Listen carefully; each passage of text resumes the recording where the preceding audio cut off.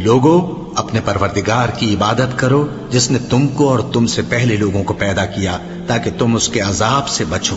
جس نے تمہارے لیے زمین کو بچھونا اور آسمان کو چھت بنایا اور آسمان سے مے برسا کر تمہارے کھانے کے لیے انواع و اقسام کے میوے پیدا کیے، بس کسی کو اللہ کا ہمسر نہ بناؤ اور تم جانتے تو ہو۔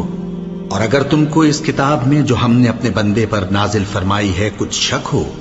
تو اسی طرح کی ایک صورت تم بھی بنا لاؤ اور اللہ کے سوا جو تمہارے مددگار ہوں ان کو بھی بلا لو اگر تم سچے ہو۔ پھر اگر ایسا نہ کر سکو اور ہرگز نہیں کر سکو گے تو اس آگ سے ڈرو جس کا ایندھن آدمی اور پتھر ہوں گے اور جو کافروں کے لیے تیار کی گئی ہے۔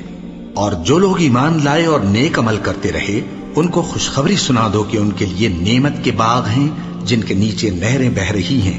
جب انہیں ان میں سے کسی قسم کا میوہ کھانے کو دیا جائے گا تو کہیں گے یہ تو وہی ہے جو ہم کو پہلے دیا گیا تھا،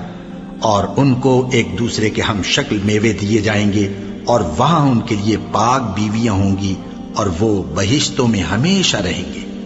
اللہ اس بات سے آر نہیں کرتا کہ مچھر یا اس سے بڑھ کر کسی چیز مثلا مکھی مکڑی وغیرہ کی مثال بیان فرمائے۔ اب جو مومن ہیں وہ یقین کرتے ہیں کہ وہ ان کے پروردگار کی طرف سے سچ ہے، اور جو کافر ہیں وہ کہتے ہیں کہ اس مثال سے اللہ کی مراد ہی کیا ہے۔ اس سے اللہ بہتوں کو گمراہ کرتا ہے اور بہتوں کو ہدایت بخشتا ہے، اور گمراہ بھی کرتا ہے تو نافرمانوں ہی کو، جو اللہ کے اقرار کو مضبوط کرنے کے بعد توڑ دیتے ہیں، اور جس چیز یعنی رشتہ قرابت کے جوڑے رکھنے کا اللہ نے حکم دیا ہے اس کو قطع کیے ڈالتے ہیں اور زمین میں خرابی کرتے ہیں، یہی لوگ نقصان اٹھانے والے ہیں۔ کافرو، تم اللہ سے کیوں کر منکر ہو سکتے ہو؟ جس حال میں کہ تم بے جان تھے تو اس نے تم کو جان بخشی، پھر وہی تم کو مارتا ہے، پھر وہی تم کو زندہ کرے گا، پھر تم اسی کی طرف لوٹائے جاؤ گے۔ وہی تو ہے جس نے سب چیزیں جو زمین میں ہیں تمہارے لیے پیدا کی،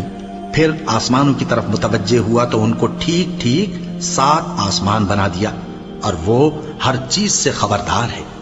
اور وہ وقت یاد کرنے کے قابل ہے جب تمہارے پروردگار نے فرشتوں سے فرمایا کہ میں زمین میں اپنا نائب بنانے والا ہوں۔ انہوں نے کہا کیا تو اس میں ایسے شخص کو نائب بنانا چاہتا ہے جو خرابیاں کرے اور کچھ تو خون کرتا پھرے؟ اور ہم تیری تعریف کے ساتھ تسبیح و تقدیس کرتے رہتے ہیں۔ فرمایا میں وہ باتیں جانتا ہوں جو تم نہیں جانتے۔ اور اس نے آدم کو سب چیزوں کے نام سکھائے، پھر ان کو فرشتوں کے سامنے کیا اور فرمایا کہ اگر سچے ہو تو مجھے ان کے نام بتاؤ۔ انہوں نے کہا تو پاک ہے، جتنا علم تو نے ہمیں بخشا ہے اس کے سوا ہمیں کچھ معلوم نہیں، بے شک تو دانا ہے، حکمت والا ہے۔ تب اللہ نے آدم کو حکم دیا کہ آدم